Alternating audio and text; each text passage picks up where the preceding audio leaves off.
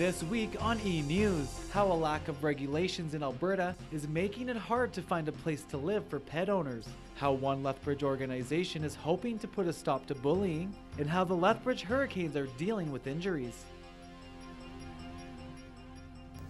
Welcome to eNEWS. I'm Tanya Plain-Eagle. And I'm Jonathan Guignard, and here's today's top story. Local pet owners say extra fees are making it almost impossible to find affordable places to rent. The Residential Tenancies Act in Alberta says landlords can decide for themselves whether to allow animals on the property. The act also allows landlords to charge fees for having pets. But some say those fees are just too high. Caitlin Wilson has more on the story. They say that you can move in with pets, right? But then you have the pet deposit, which is anywhere from $250 to $500 a month. And then you have a month-to-month fee, which makes living there impossible. Tyrene Martin has been looking for a place to rent for 10 months. She's been finding it difficult thanks to her two roommates. She says the cost of renting with two dogs is high and has been living with her mom until she can find an affordable place. Others in the community have expressed similar concerns. It's awful looking for rentals right now. The cost has just skyrocketed over the last little while, and it makes a single person not really able to afford to live out on your own. I've never had much of an issue as I have in Alberta. BC was never as bad. And according to the Ontario Residential Tenancies Act, it's illegal for landlords to refuse pets. In Alberta, landlords have the right to accept pets. They also have the right to charge a pet fee in addition to a deposit, along with an additional monthly amount known as pet rent. Property manager Don Wickens says how much extra a property owner can charge is up to them. There is no restriction on what they can charge, whatever the market will bear or whatever they feel the property justifies. So if somebody's willing to pay it, then they can charge it. Wickens adds some careless tenants can spoil it for others. He says it's the landlord assuming the risk. But there's no way of knowing whether or not an owner is a responsible pet owner, and the property can be damaged considerably by pets, and there's very limited recourse. But high costs are leaving some pet owners with no other choice but to board out their furry friends. Animal Control estimates 25% of all animal surrenders are due to housing issues. It's not uncommon to have people having to surrender animals because of housing situations, whether they're currently living somewhere and then that place is no longer allowing animals, or they're trying to move into a new apartment or townhouse or something like that. Martin says getting rid of her dogs isn't an option. This is a lifetime commitment. It's their lifetime, right? 15, 20 years I got going. She says if there were regulations put in place on the amount landlords could charge, it would make life with pets easier. Cost of rent already is really, really high. And when you add a pet deposit or anything like that, it just makes it unlivable. You can't do it. For eNEWS, I'm Caitlin Wilson. The Lethbridge Animal Shelter says if you are considering surrendering your animal, it's there to help and answer any questions that you may have. European technology has made its way to southern Alberta. For the last 2 decades, biogas has been generating power throughout Europe. Biogas set up another power generating facility in Lethbridge 2 years ago, but as Sarah Redicott reports, the facility is still not operating to full potential.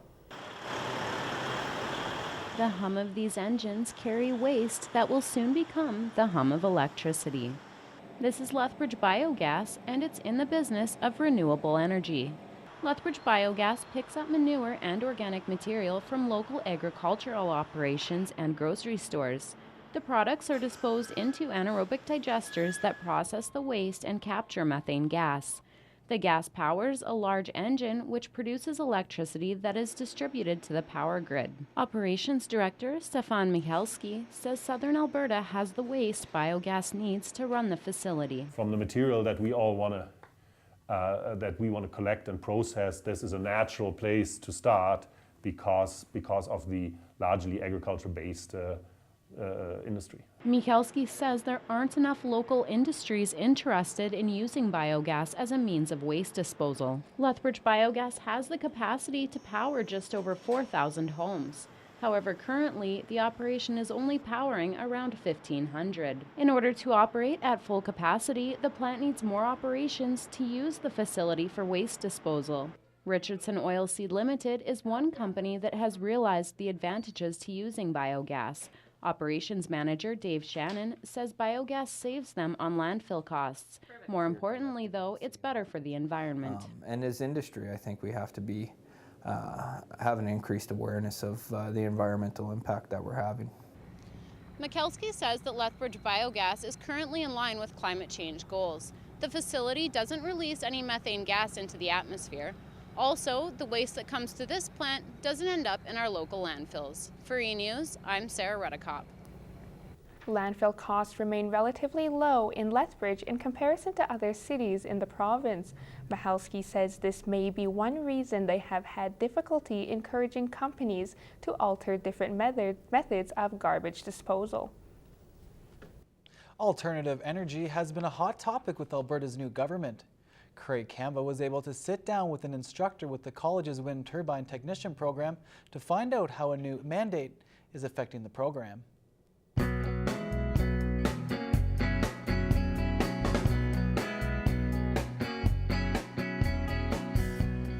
Thanks for joining us on this week's edition of Campus Horizons. I'm sitting here with Ron Papp, lead instructor of the wind turbine technician program. Hi, Ron. Hi, Craig. How are you? Hi, pretty good. Can you tell me a little bit more about the wind turbine program and what students can expect to learn or experience? Okay. The wind turbine program is a very intense program. We do the first year apprenticeship electrical and a bunch of other electrical. We have hydraulics, mechanics, PLCs, and computers. They're all needed to properly operate a wind turbine. So it's pretty intense. Mm-hmm. And recently, Rachel Notley has announced that the NDP government has planned to try and triple the amount of Alberta's wind energy capacity. Has the program seen any significant changes since this announcement, or do you see any in the future to come? Yeah, so there has been a lot more interest in the program. We are already filled up for September, and we can ramp up for more if the need is there. We really won't know until the budget comes down in June or July, and we'll find out. But obviously it's good news for us. Thanks, Ron. Thank you for your time today. That's all the time that we have for this week's edition of Campus Horizons. I'm Craig Kamba. We'll see you again next week. To find out more about the wind turbine technician program, check out lethbridgecollege.ca. A local organization is focusing its efforts on raising awareness of the impact of cyberbullying on children and young adults. The tormenting and abuse of this social issue can take many different forms. Some are obvious, others are quiet and take place behind closed doors.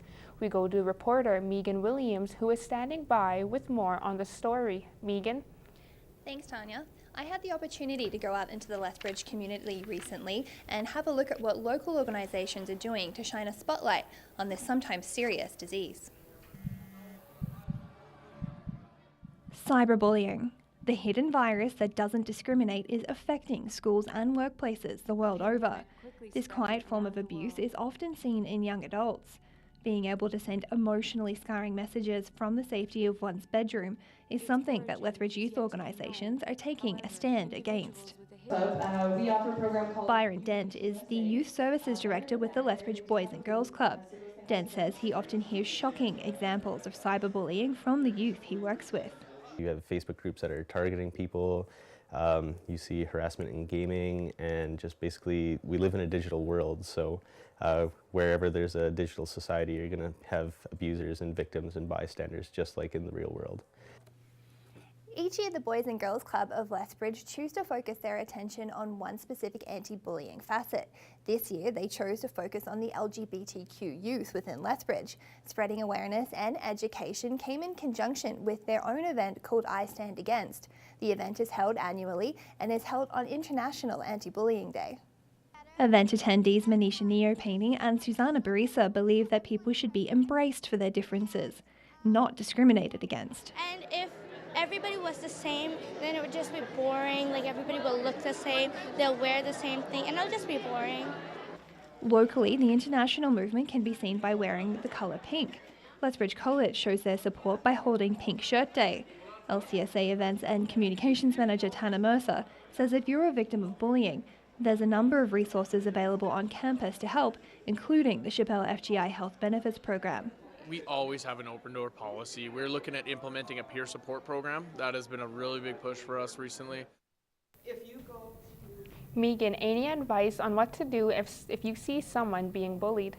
Tanya, the LCSA raised close to $800 and the proceeds will in part go to the Boys and Girls Club of Lethbridge. They say that if you see someone being bullied, if you can intercept within the first few moments of the incident occurring, that bully is less likely to attack that person in the future. Thanks, Megan. Coming up after the break, we see how the University of Lethbridge is celebrating the historical culture of southern Alberta and how Lethbridge African community is celebrating their heritage.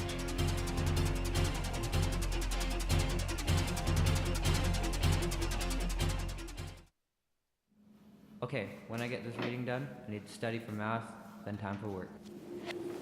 Have a lot on your mind lately?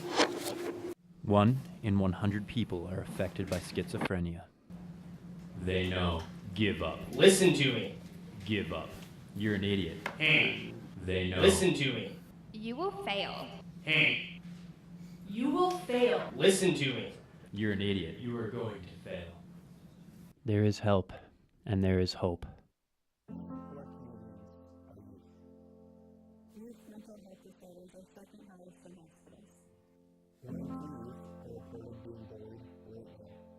Discrimination of LGBTQ youth is 3 times higher than heterosexual youth. Youth are not statistics. It's time to break stereotypes and create opportunities for youth in safe environments and change the way we see them. The new generation, our generation. Crime Stoppers and Lethbridge Regional Police need your help in solving a break-and-enter and theft. On December 1st at around 10 p.m., a man discovered his truck had been broken into on 28th Street South. A radar detector and change were taken from the truck. The break-and-enter was recorded on video, which shows 2 males, one in a gray hoodie, the other in a white hoodie with black jacket, were involved. Several other vehicles were also broken into along the same street. If you have any information on this or any crime, please contact Crime Stoppers by any of these methods. Standard message and data rates may apply. Crime Stoppers will pay up to $2,000 for information leading to an arrest. Remember, you will not have to attend court or testify, and you will remain anonymous. We want your information, not your name.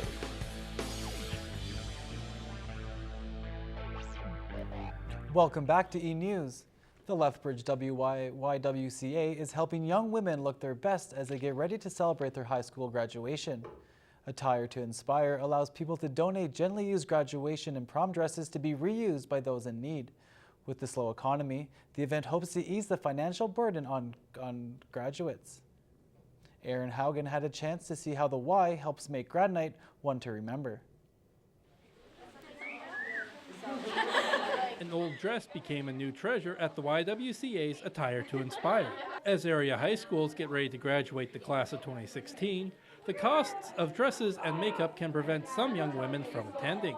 Attire to Aspire is hoping to prevent that by providing donated dresses, shoes, and accessories for the future graduates at no cost. The Y says making sure young women celebrate the important milestone of graduation was the drive behind the event's founding. Last year, our Young Women's Leadership Council was looking for things to do and things that we were passionate about, and the idea just came up to do a grad dress drive, and it turned into this big event. As well as being able to find a dress and a pair of shoes, volunteer makeup artists and hairstylists were also available to teach the grads how to make themselves up to fit their new attire. Jasmine Farley is one of those volunteers. She and her sorority sisters volunteered because they felt that helping other young women look and feel the way they wanted was very important. I feel amazing being able to be a part of this and helping them because I graduated last year and I didn't have a lot of help. Farley is not the only Delta who wishes she had this opportunity in high school, being able to get the look she wanted for grad without having to spend hundreds of dollars. The Deltas also arranged for a photo shoot for the grads, turning what could have been a time to forget, a day to remember. For eNEWS, I'm Aaron Haugen. Although Attire to Inspire is complete for this year, the YWCA welcomes donations of dresses and shoes year-round at its downtown location. The University of Lethbridge honored Southern Alberta's Indigenous community this week. The U of L held its annual Native Awareness Week, from opening ceremonies to two distinct cultures coming together. I had the chance to find out more about this unique event. Through the power of song, the First Nations community joined the University of Lethbridge for its annual Native Awareness Week. Students and staff and community members joined together as a mini powwow celebration was held to kick off the week-long celebration. FMNI Center's director says post-secondary institutions often celebrate Native Awareness Week based on the social justice movement. Our cultural ways as members of the Blackfoot Confederacy are still pretty solid. We still have traditional societies that go back for a long time. Many Grey Horses says it's important the students and faculty of the U of L understand the historical power of prayer. Native Awareness Week is all about teaching the community the traditional Blackfoot ways. With the participation of the university, it will happen every year. The week showcases traditional meals, dances, and crafts. One student took it upon himself to learn the traditional culture of the Blackfoot people. Kevin Oka spent his afternoon participating in the celebrations. He says he's seen some similarities with his Nigerian background. The songs, the way they do the chantings, it's similar like it is back home in Africa. Oka was surprised to see Blackfoots use drums nearly the same way they're used in Canada. He says he wants to teach his relatives the dance he learned here and maybe add it to their traditional dances. In addition to singing and dancing, Native Awareness Week activities included educational documentaries, craft making, and a talent show. The beating of drums could be heard elsewhere too. Last week marked the end of Black History Month in Lethbridge, with a variety of celebrations taking place. Craig Kamba reports. February marked Black History Month, and for the last 3 years it has been celebrated in Lethbridge at the Galt Museum, honoring African-Canadian culture and people from both past and present. Over 600 people came out to the Galt Museum over the weekend to celebrate Black History Month. Residents were able to take part in fashion, food, and entertainment. One significant highlight of the festivities was the African drumming. African drummer Adam Mason studied music at the University of Ghana and is now a teacher at the Global Drums program at the U of L. His group of students learns to play traditional music cultures found around the world, and the African ensemble was given the opportunity to play for the crowd on Saturday. It's at the heart of culture of many cultures throughout Africa, and it is such a crucial, integral part of not just ceremonial life but daily life, and it is just a fabric woven throughout all aspects of life. Participants of the function were both young and old, and President of the African Association, Joseph Ora, says he hopes the community was able to find unity in the event. There is a lot for us to learn from one another, and it helps to strengthen us, it helps to bring us together, and like today, basically what we saw is lots of activities that help cement those relationships. Yes. The Lethbridge Coalition Against Racism and Discrimination is another co-organizer in the event, with high hopes that it will help promote awareness surrounding ethical and cultural diversity. For eNEWS, I'm Craig Kamba. For more information on the African community in Lethbridge, visit their Facebook page, the African Association of Lethbridge. And here we take a look at your 5-day Southern Alberta weather forecast. Joel? I'm Joel Lewis with your 5-day Southern Alberta weather forecast. We're going to kick off another beautiful week on Monday with a high of 9 degrees and a mix of sun and cloud. Tuesday, very similar, 9 degrees and a mix of sun and cloud. Wednesday, we may get a little bit into the iffy stuff with some precipitation, but still 9 degrees. And then moving into Thursday, 7 degrees and a little bit cloudy, but your weekend starts off on Friday, 8 degrees with some sun. So make sure you get out there and enjoy the weather.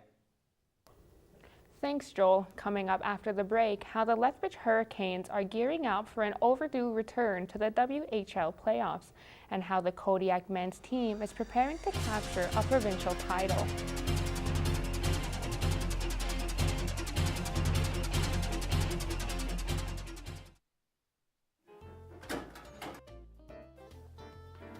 Hey man, how's classes been? Pretty rough, man. I've been feeling really depressed lately. Oh. Well, I gotta run though, so I'll see you later. Ready? Yeah.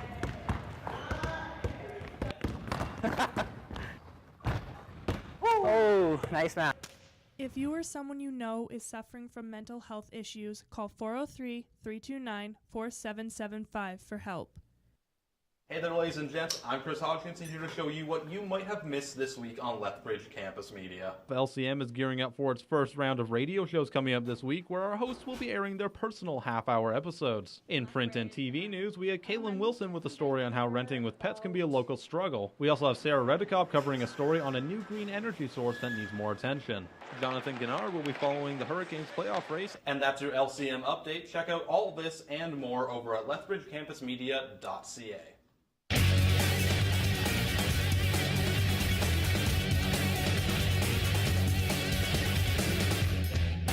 Welcome to the Kodiak Report. I'm sitting here with one of the stars on the men's volleyball team, Andre de la Cerda.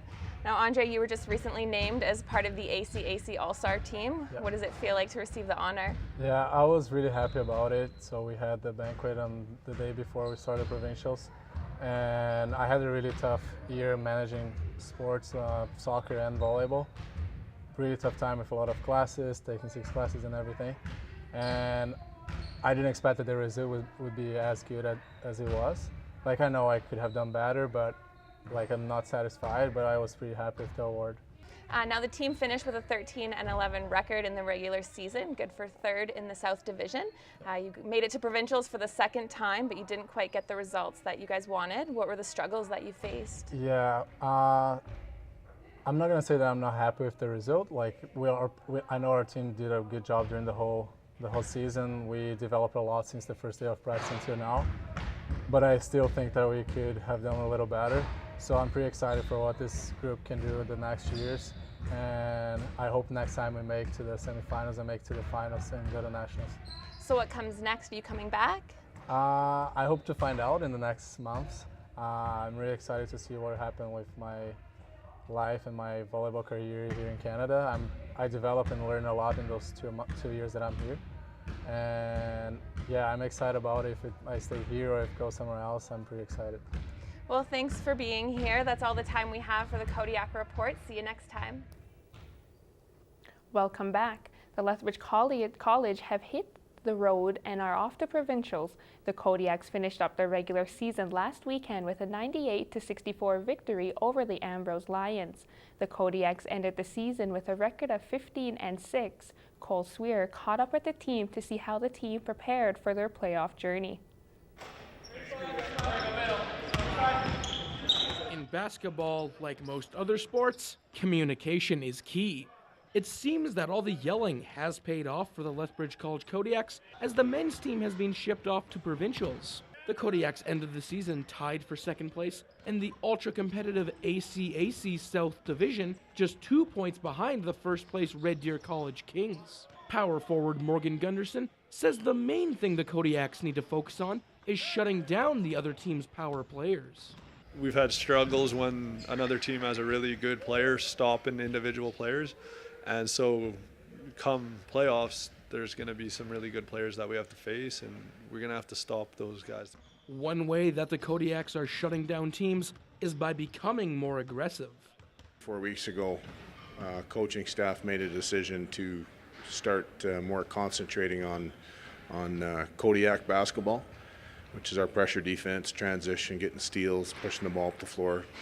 The heavy emphasis on Kodiak's basketball and its effect is perfectly demonstrated by the fact that the team has gone 10-2 since the start of the 2nd half of the season. Heggie says that heading into provincials, no major adjustments are needed, mostly slight corrections.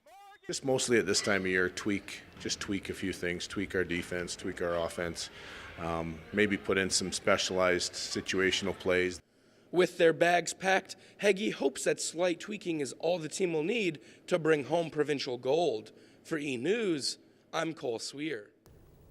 The ACAC Men's Provincial took place this week at Old College. The ACAC has come down hard on 2 female basketball players, including a member of the Kodiaks, following an incident at Lethbridge College last month. Following a game between the Kodiaks and the Old College Broncos, the Broncos' Renaka Ransford appeared to strike the Kodiaks' Sunder West in the face as the team shook hands. Ransford claimed she acted out of frustration stemming from activity during a game between the team the previous night. She says West interfered with her during a push to the net, causing Ransford to lose control. West has received a 2-game suspension. Ransford was handed a 4-game suspension for her actions. Lethbridge College coach is being recognized by the ACAC. Lethbridge College Kodiak men's basketball head coach Ryan Heggie is the ACAC South Division Coach of the Year. He guided the Kodiaks to a 15-6 season record and a spot in provincial playoffs. Heggie joined the Kodiaks as a head coach in 2011. Other honorees include players Chaz Johnson and Colton Murray, who were named the first and second in the All-Star teams. In addition, the Kodiak women's basketball team began its playoffs to drive a national title as the top-ranked college team in the country. The Lethbridge Hurricanes are staying positive despite the loss of 2 important players. The team is playing without its top 2 centermen and adjustments are being made. I had the chance to check in and see if the injured will be ready for playoffs. Giorgio Estevan is making strides towards a return from a lower body injury and is itching to return to action. Justin Gutierrez, who is day-to-day with an upper body injury, along with Estevan, are the team's top 2 centermen. They've missed a combined 29 games. They've put up really good seasons. They're obviously leaders on this team, and we do miss them, but I think that regardless of whether in the lineup, we have the talent to be a top-tier team in this league. With injuries comes opportunity, a point Wong feels strongly about. It just gives an opportunity for other guys to step up, our younger guys and even some of our older guys to be able to fill a bigger role and take on that responsibility. It's not a bad thing for us to face that adversity right now. We've had to move guys into the center spot, so if that happens in playoff time, we've been there and done that, and I think it does allow opportunities for other guys to step up and play more minutes.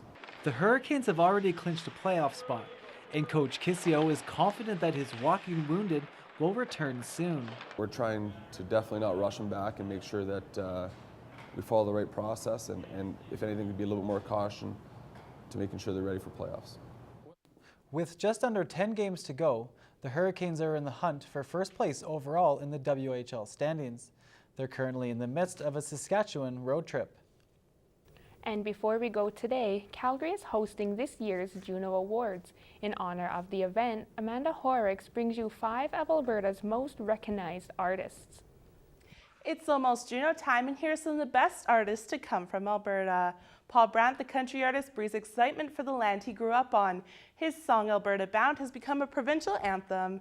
Joni Mitchell, a gifted painter, musician, songwriter, and vocalist. She's a true Canadian icon. Tegan and Sarah are a sister duo from Calgary. Everyone remember that song that they couldn't get out of their head from that Lego movie? Everything is Awesome was performed by the awesome Albertan duo. Katie Lang, a staple in Canadian music. Lang was born in Edmonton. She has won many Grammy and Juno Awards. She's collaborated with some of the best musicians of all time, like Elton John and Tony Bennett. And finally, we have Nickelback. You either love them or you hate them. Regardless, this Hannah-bred group has gained worldwide success with selling over 50 million albums worldwide. And that is 5 of some of the biggest Alberta names in the music industry. That's all the time we have for today. I'm Jonathan Gignard. And I'm Tanya Plain Eagle. From all of us here at eNEWS, have a great weekend.